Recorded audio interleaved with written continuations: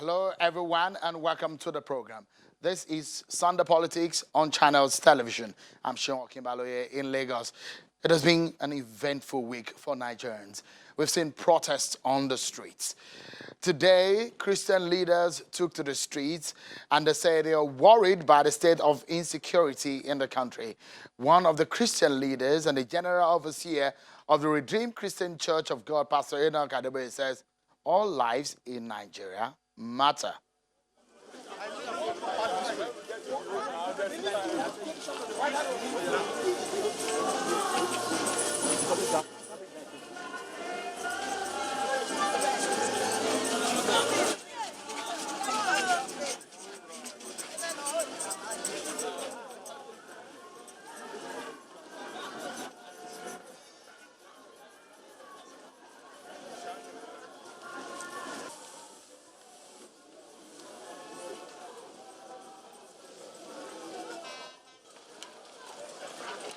Well, last week, Friday, too, it was the leaders of the opposition party, the PDP, who marched to the embassies of the United States and the United Kingdom to seek their intervention.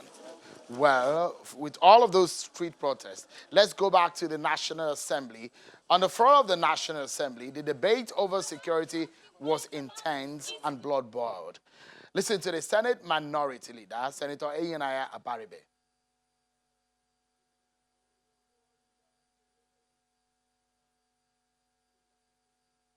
When you want to deal with a matter, you go to the head. So we will go to the government and ask this government to resign because they can no longer do anything in this country. That's the Senate Minority Leader there. The Senate resolved after that deliberation that the security in the country is not the best. And here is what they agreed on. The Senate President Ahmed Lawan.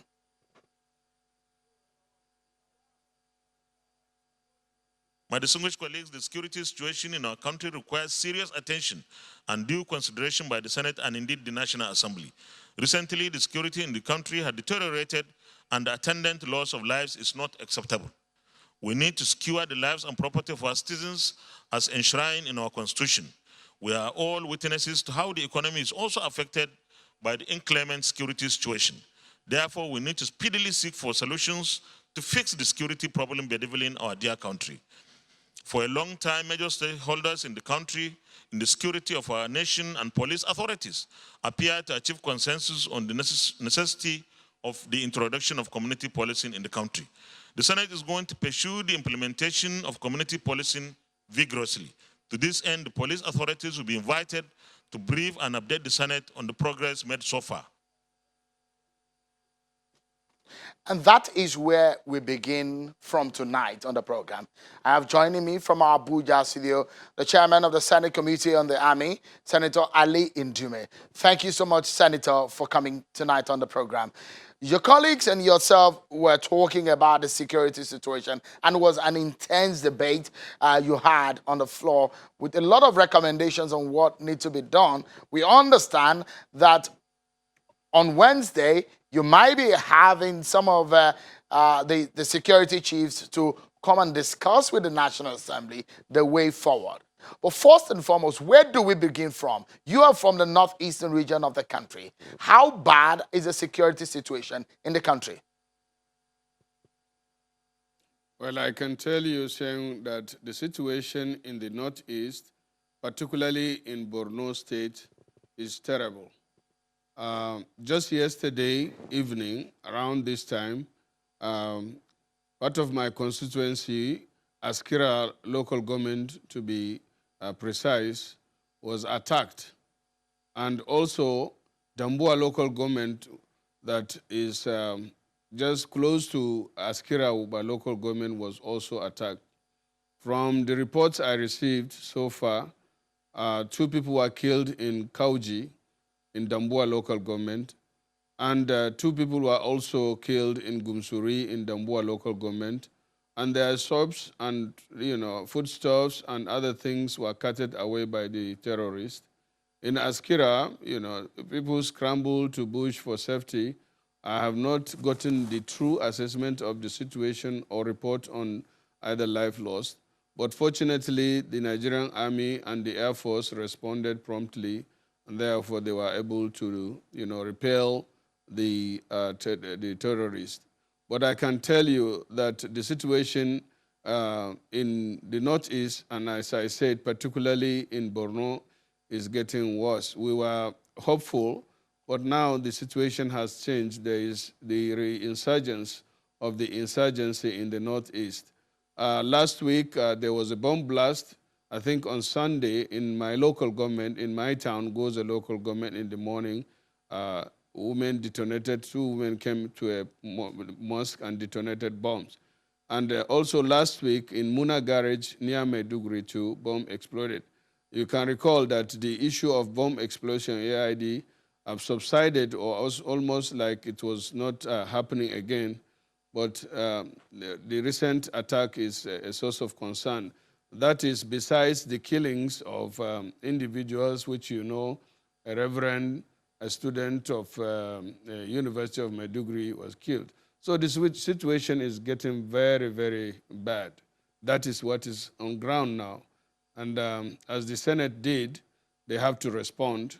But my concern is that all these issues are addressed by lamentation and talking about the situation or events. I think we should be talking about ideas. What do we do? What actions must we take? And the government must learn to be, must stand up to the occasion and be serious, be very, very serious and be committed. After all, the primary purpose of any government, as stated in our Constitution, is security and welfare of its citizens. Senator Ndume, if I may ask, we need to talk about, especially because you had a committee that has the oversight over the army. On one hand, you are from the northeastern region of the country. On another hand, you are also sitting as a senior member of the APC in the National Assembly. So let's quickly get a sense of, you've talked about the insurgency in the northeastern region of the country, specifically in Borno and in your area. Give us a sense of what you think has happened, especially when the government of the day said that the Boko Haram insurgents have been decimated. Is that still the true state of things, or they've really come alive again? Yeah, at one time, actually, you remember when this government took over, virtually almost all our local governments in Borno State, about 22, were occupied by Boko Haram. When this government came in, Boko Haram was chased out, disseminated, and we thought it was even eliminated, but it has not, it has been defeated but not eliminated. But recently, we have to agree that there is a resurgence of the insurgency in the Northeast and particularly Borno State. But I still have the belief that this Boko Haram issue, or in fact, in general, the security challenges we are facing in this country can be addressed if the government becomes more serious, put in more resources and more commitment to the fight against the Boko Haram and ISWAP in the Northeast, banditry in other states, and other forms of criminality. This is a country of over 200 or near 200 million. I have said this several times. The police that we have in this country is not up to 400,000. I think they're around 370,000. The Nigerian Army, armed forces that we have in this country is around 150,000 with about 6,000 officers. This situation which we are facing now with banditry here and there, and with our police that are not well equipped, the Nigerian Army are not well equipped, they are not well founded, they are not well motivated. There is the need to face this challenge seriously. I think that it is high time for the government and Nigerians in general to see or to agree that Nigeria is at war with criminals. And this is not a conventional war. But as I see, we look at it from Borno State as if Nigerians think that it is Borno State that it is at war, and it is the Nigerian army that is at war, or the armed forces. That is not supposed to be the case. Nigeria is supposed to know that we are in a state of war, and attention should be focused more on solving these insecurity challenges that is not only affecting the Northeast now, but is spreading in other areas that make Nigerians so frustrated. And you can see that Nigerians are taken to the street to demonstrate. What we need to do urgently is to make sure that we address this issue squarely. Number one, we have to jack up the number, make special recruitment of the Nigerian police in order to police our society. We can do that. We have many youths that are volunteering, are willing to join the police, but they are not given the opportunity. You can see from the recruitment exercise every time, if they say 10,000 will be recruited, over 1 million will apply to be in the police. And most of them are qualified. I don't understand why, with these challenges, we cannot increase the number of police. Well, they say facilities are not available. We have NYC camps all over this country. Those NYC camps can be used as a training center for these police, because under a situation like this, there must be some special action that will be taken to address the situation. In the case of the Nigerian army too, it's the same thing. Even now, the current recruitment in Zaria, they are to recruit about 6,000.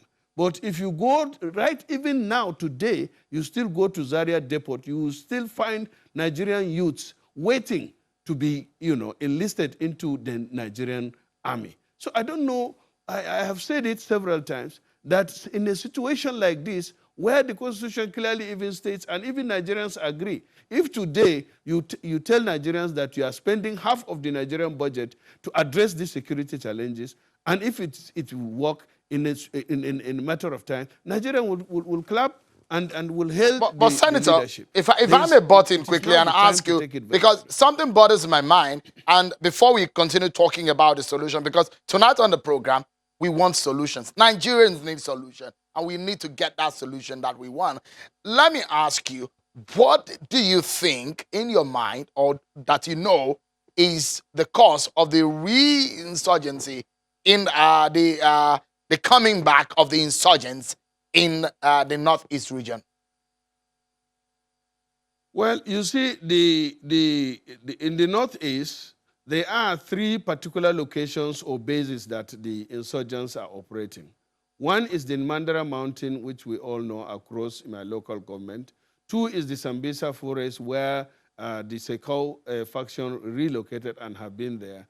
And the most dangerous one is the ISWAP operating in the Lake Chad fringes. We all know these 3 locations. Before, as I said, Boko Haram was almost operating everywhere in the Northeast, including Adama, Yobe, Bauchi, and everywhere. But now that they have 3 particular black spots, the Nigerian army and the armed forces should be given all the necessary support and the marching order to address this matter squarely within a given time. And then the other challenges that we have in other states could equally be addressed. You know that this issue of terrorism is not only in Nigeria. You have had the history recently of the coming up of another deadly terrorist group in Niger and in Mali. And Nigeria is bordering 3 countries, including Niger, Chad, and Cameroon. But, if you look at it, now it is Niger that have faced the recent challenge of about 83 of their soldiers were attacked at one time and killed. But Cameroon and Chad have been able to stand up to defend their territory. And the issue of the casualties or the incessant attack on those countries before have stopped to some extent. There is the need for us to act decisively. So let me ask you, now that this time is right. So you said that there is a need to act decisively. The opposition, your colleagues, in the National Assembly have said that the APC government has failed on its promise of securing Nigerians. Do you think so? Well, I had to, be involved in political discussion on this matter. Security matter, when they kill people, they don't care whether you are PDP or they ask you if you are party or your religion or your tribe.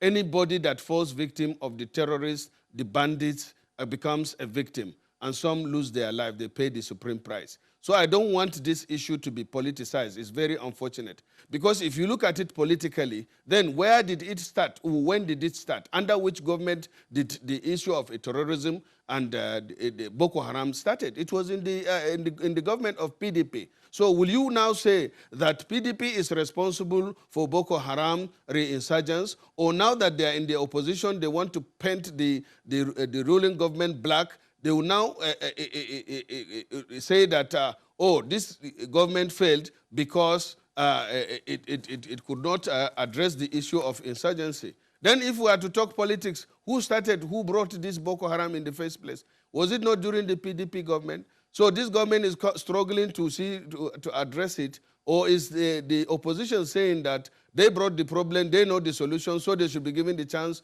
to solve it, or what? So I don't buy the idea of politicizing this issue. But do you see the sense in what the opposition say? For example, when they say that no, I don't. Your party promised that they're going to fix, that they know how to fix the insecurity challenge in the country. But after 4 years, 1 year down into the second term of the government, the insecurity situation, you have said on the program tonight that things have gone bad. So is there a premise for Nigerians to ask the APC government whether your promise of securing Nigerian lives? Well, let me first of all say this is not a conventional war. We are facing Boko Haram, and you know their philosophy and the way they fight. They believe that if they get killed, they will go to heaven. This is somebody that is ready to die, or these are women that normally carry AIDs, bombs on them, and then they exploit to kill more people. So it's not the issue of saying Boko Haram will be defeated today or tomorrow. You still have cases of suicide bombing, attacks here, but there was relative peace. Now it has resurfaced again. What I'm expecting from the opposition is to say, look, don't do it, stop doing it in this manner that you are doing. This is what you should do in order to solve problems. So you don't agree that your government, the government of President Buhari, should resign, like the Senate minority leader was saying, that your government has failed to deliver on its promise, so he should resign. Do you agree with that? No. What happened to those that the insurgency started in their government? What do we do to them? That is the question that I would ask. It's not an issue of resigning, the president resigning. I think that is uncalled for. Let's be honest. We have a problem at hand. You should provide solution to it, not lamenting or asking so-so person to resign. Do you subscribe that the president should sack the service chiefs? Well, the answer to that is neither here nor there. All I'm interested in is peace in Borno, in the Northeast, and the country in general. When you start talking about issues and you narrow it down to individuals, I wonder whether that will actually solve the problem. Remember, the army are not politicians. They have a hierarchy. The head of our president is commander-in-chief of the armed forces. Unfortunately, he is a retired general that at one time went to war. And the Nigerian army is an institution that I have confidence in. So I'm not really in that position to say, well, that is the solution. But truly, if the problem is with the service chiefs, then that is another thing. But I have said this several times. As the chairman of the Army Committee in the Senate, I went around, and I know, because I relate very well with the Army. My father is a retired soldier. I know that we don't have the numbers. The Nigerian Army is not well equipped. They are not funded. They cannot fight this war with only 30,000 people. in the theater with equipments that are not, they don't have the area support. The Nigerian Air Force is recently building up, but they need the equipment. Let's talk about getting what is necessary to, get this war done. And Senator, yeah, if we hit the nail on the head right now, and perhaps let me put you in a very difficult situation. You are a senator, you're not a president. But imagine you are the president of Nigeria, and these protests are going all over the town and the cities of the country. And lawmakers are asking you to take decisive action. What would be your urgent step that you would take? If I were the president, I would actually call this service chief and say, hey, you are Nigerians, you have heard, you have seen what is going on. Nigerians are not happy and the situation is getting bad. I'm giving you the last chance. What do you need and when are you going to get this business done with? I give you an example. When Anini was terrorizing people in Edo State or somewhere in Bendel then, when the IG was in a meeting with Babangida, he told him, what are you doing here? Go and get Anini. After 2 days, I think they got Anini. So these are the kind of things that I'm expecting from Mr. President. He is in a better position. He's a military man, experienced, and he knows what is going on, or he gets information from all sources. I think he should be able to make up his mind and take a decision on this. So if you are the president, you probably just warn your service chiefs and you'll move on. No, not warning them. I want that war. Look, this war, I believe that it is doable. It can be achieved within the shortest possible time. When we went around last time, the theater commander in Borno said that they need helicopters. If they have helicopters to back them up, they can finish that war in 3 months. That was coming from the theater commander who is in Borno now. So my take at that time is, okay, Mr. President, they want helicopters, give them helicopters, and let's see what happens after 3 months. Or if they are not going to be giving helicopters immediately, call the Air Force and then say, you work with these people closely, because that is another area that I see as a challenge. There is no efficient synergy between the armed forces and other security agencies in terms of addressing this matter. Senator, we must leave it at that. I must sincerely thank you for coming and sparing time to talk to us on these matters, very important, on the security situation of the country. Senator Ali Ndume, Senator representing Maiduguri, Borno State, I beg you. Apologies, Senator representing Maiduguri and the Senate Chairman, Committee on the Army. Thank you so much for coming tonight.